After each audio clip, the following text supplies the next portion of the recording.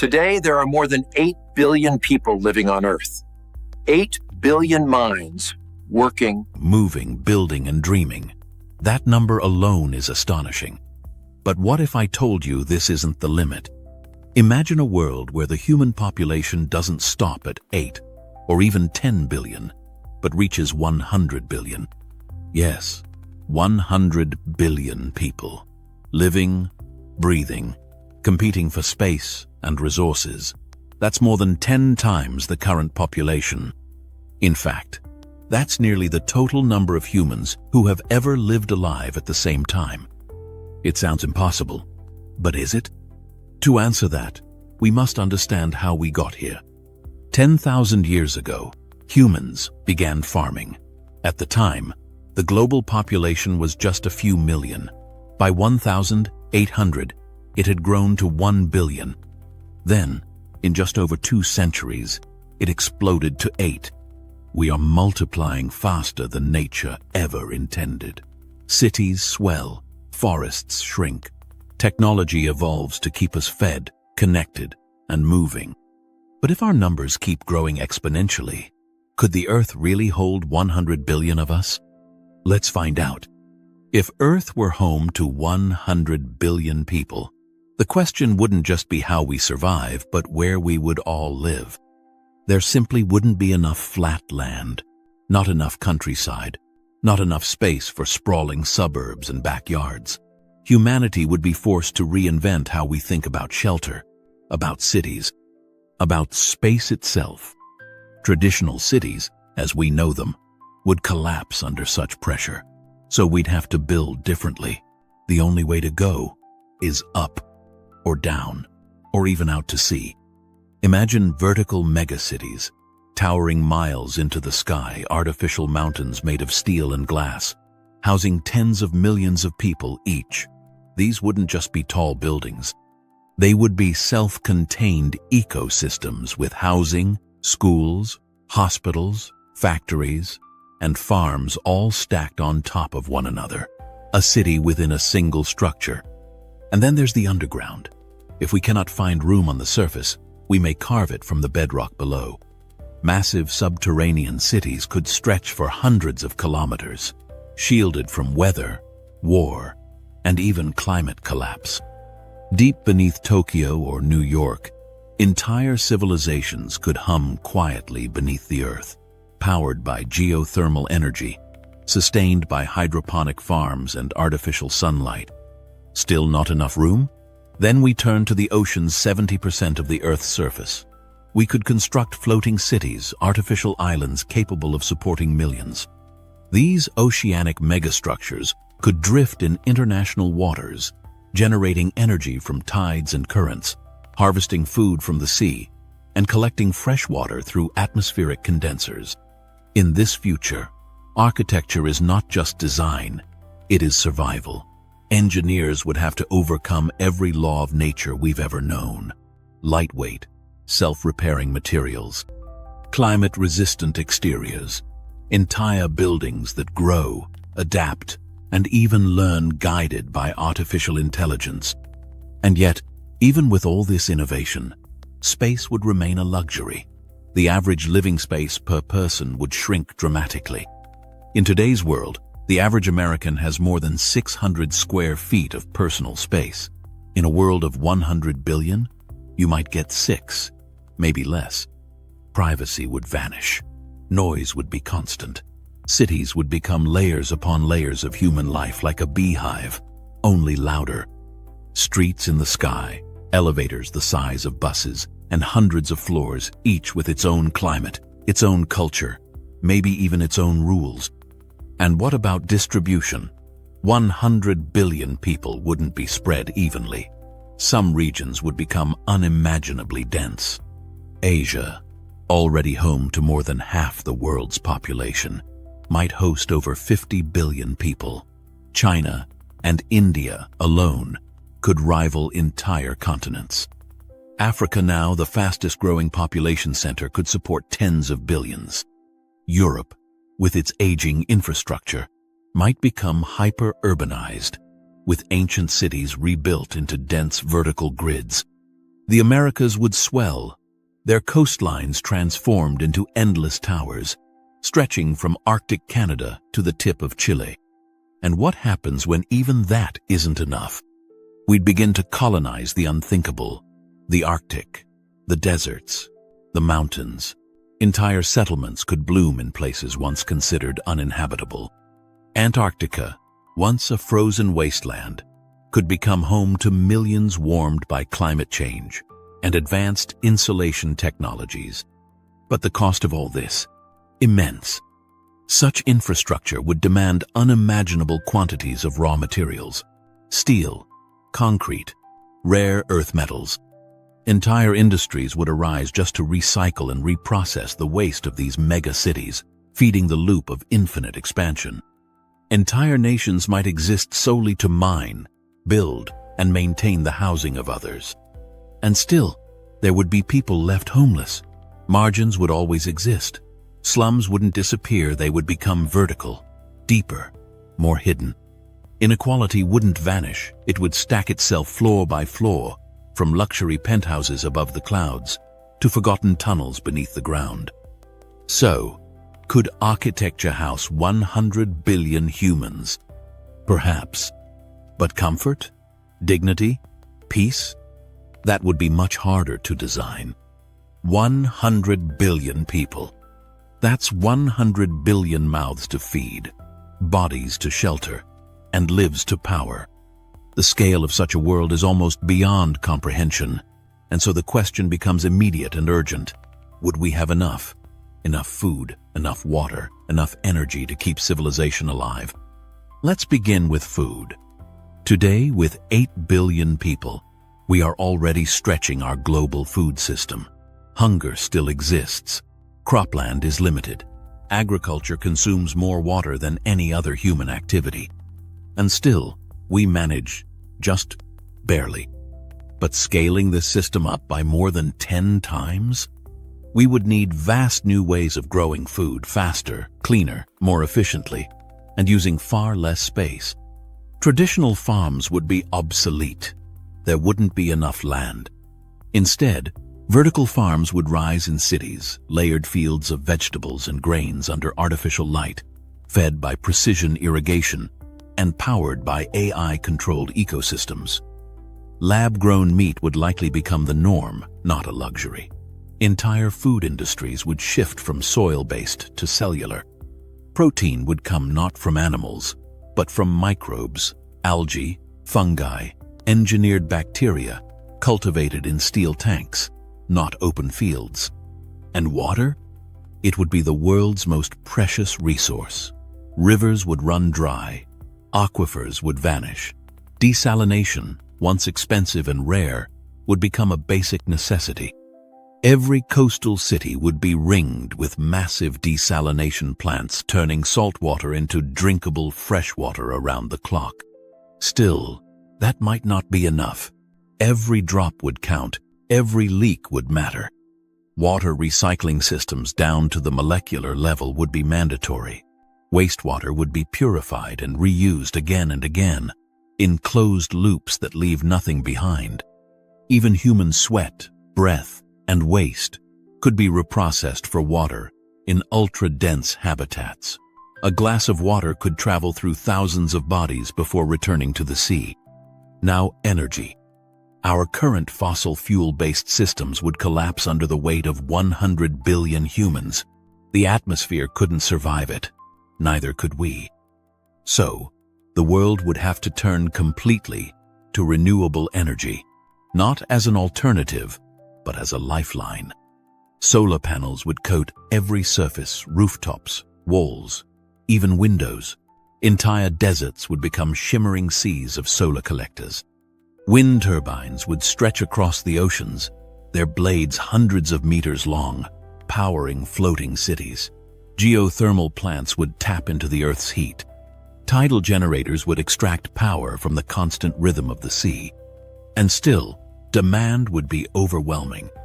Energy storage would need to become nearly perfect batteries the size of buildings, storing every excess electron for future use.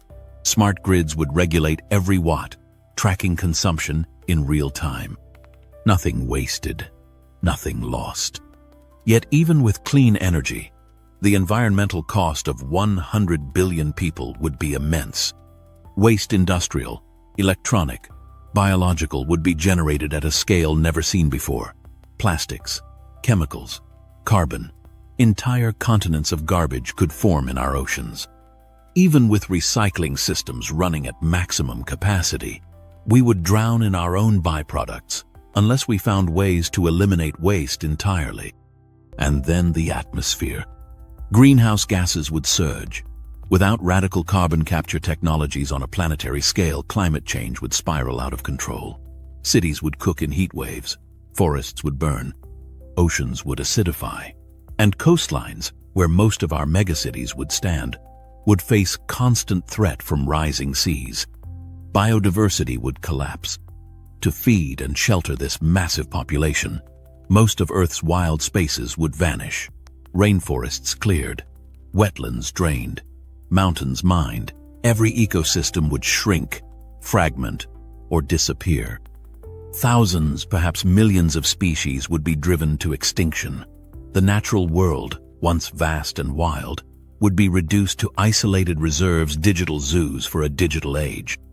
And with that loss, we would lose more than beauty. We would lose stability.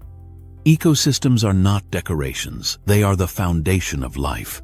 They regulate our climate, purify our air and water, and anchor our food chains. Without them, the human system becomes fragile, vulnerable, exposed. So, could Earth provide for 100 billion people? Perhaps, but only with technologies that border on science fiction, discipline on a global scale, and sacrifice beyond anything we've ever known. We would need to redefine the meaning of sustainability, not as a choice, but as a condition of survival. 100 billion people, not just surviving, but living together. The challenge isn't only physical, it's social, cultural, psychological. How would a society of that size function? Would we become a hyper-organized civilization of brilliance and cooperation, or fall into chaos, fragmentation, and unrest? The truth is, it could go either way.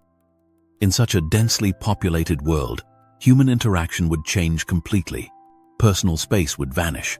Entire generations would grow up never seeing a horizon. Millions might never be truly alone, not even for a minute.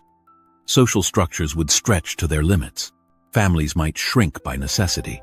Friendships could become fleeting. The bonds that once held small communities together might dissolve in the flood of anonymity. In a city of 500 million people, how do you find connection or meaning? And yet, in this same world, there would be potential for unimaginable advancement. Imagine the talent, the knowledge, the ideas. With 100 billion minds, human innovation could accelerate beyond anything in our history.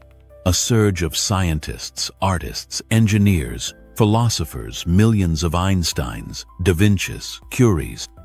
A planetary brain powered by diversity, data, and instant communication. But would everyone be allowed to participate? That depends on education. To manage such a society, education would have to be universal, continuous, and largely automated. Classrooms could no longer serve billions, so education would become digital, personalized, guided by artificial intelligence, tuned to each child's strengths, pace, and needs. Every child on Earth could have their own AI tutor. Language barriers would disappear. Learning would begin at birth and never truly end. But even then, would it be enough? The demand for work would be overwhelming. No economy could provide traditional jobs for 100 billion people. Automation wouldn't be a convenience, it would be a necessity. Factories, farms, and even hospitals would be run by machines. AI systems would manage traffic, supply chains, and entire cities. Robots would build our homes, harvest our crops, even care for our elderly. Human labor would be reserved for the few things machines cannot yet do: creative work, high-level planning, emotional care, and even those fields would be saturated. Without radical economic reform, billions would be unemployed. Entire segments of the population might live in permanent redundancy. So how would society function? Perhaps through universal basic income, perhaps through service-based credits, or perhaps through a complete reinvention of what it means to contribute. In such a world, identity might no longer be tied to work. Instead, to learning, creativity, or digital presence. People might spend their lives in virtual spaces, teaching, designing, performing in economies that exist entirely online. Healthcare would also evolve. Hospitals would be overwhelmed without massive support from AI. So, medicine would shift to prevention wearable sensors, predictive diagnostics, and genetic monitoring for every citizen. Your medical AI would alert you to illness before you felt it. Surgeries could be performed by robotic hands with nanometer precision. Lifespan could stretch far beyond what we consider normal today. But the danger of inequality would never go away. Access to technology, education, healthcare, it would all depend on governance, on ethics, on global coordination. In the best-case scenario, Earth becomes a single digital civilization connected, managed, and stabilized by AI. Artificial intelligence would not just assist us, it would regulate us. Predict crises before they happen, balance resources, resolve disputes before they ignite. But in the worst case, the system collapses under its own weight. Too many people, too many needs, too much tension. Without trust and coordination, even the most advanced technologies cannot save us from ourselves. So, would a world of 100 billion people be a paradise of innovation or a prison of control? That choice would be entirely ours. So, what happens next? If Earth becomes home to 100 billion people, even the most ambitious systems, the tallest cities, the cleanest energy, the smartest machines may not be enough. Eventually, we would face a wall, a boundary, not just of resources or space, but of possibility. The only path forward would be outward. Humanity would need to expand beyond Earth, colonizing the Moon, terraforming Mars, building rotating habitats in orbit, massive O'Neill cylinders with artificial gravity, and self-sustaining ecosystems. Entire cities would orbit the planet like satellites. Generations born in zero gravity, cultures developing in isolated domes on distant planets.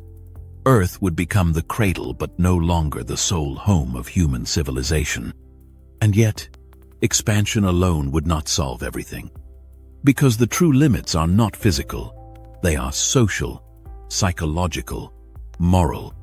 In a world of 100 billion humans, the very definition of identity might begin to dissolve. How do you remain an individual in a sea of billions? How do you find meaning when your voice is one among 10 billion others? Nations, borders, languages, all would be challenged. Entire cultures could merge, fade, or fragment. New belief systems might rise not based on geography or ancestry, but on ideology, purpose, or even algorithms. And what of freedom? With so many people, the balance between order and liberty becomes fragile. Surveillance could become total, movement restricted, choices reduced in the name of efficiency. But if done with wisdom and humility, it might also bring peace. A global civilization could emerge, one without war, without famine, a planet united by necessity, driven by logic, and guided by shared responsibility. Technology would not just connect us, it would hold us accountable. Artificial intelligence could enforce fairness, transparency, and sustainability on a scale no human government ever could. Conflicts could be prevented before they ignite. Resources shared before they become scarce. Lives saved before danger even arrives. But that requires trust. It requires us to redefine what it means to be human, not just as individuals, but as participants in a species-wide system, a superorganism made of thought, cooperation, and balance. Still, even then, one question remains. Should we aim for 100 billion people? Just because something is possible, does that mean it is wise? Progress is not just about numbers, it's about values, about balance, about knowing when to grow and when to stop. A tree grows tall not by consuming everything around it, but by learning to live in harmony with its roots, its branches, and the sun. So too must we. Perhaps the challenge of the future is not merely how many people we can fit on this planet, but how many we can support with dignity, purpose, and peace. If this journey sparked your curiosity, if it made you question the future of humanity, the limits of Earth, or the power of human imagination, then don't let the conversation end here. Subscribe to the channel for more thought experiments, scientific deep dives, and big questions that shape our world. Leave a comment, share your vision. Would you want to live in a world of 100 billion people? Or do you believe smaller is wiser? And if you believe ideas like this deserve to be explored, then share this video with someone who thinks deeply, just like you. Remember, the future is not written yet, but together, we can imagine it.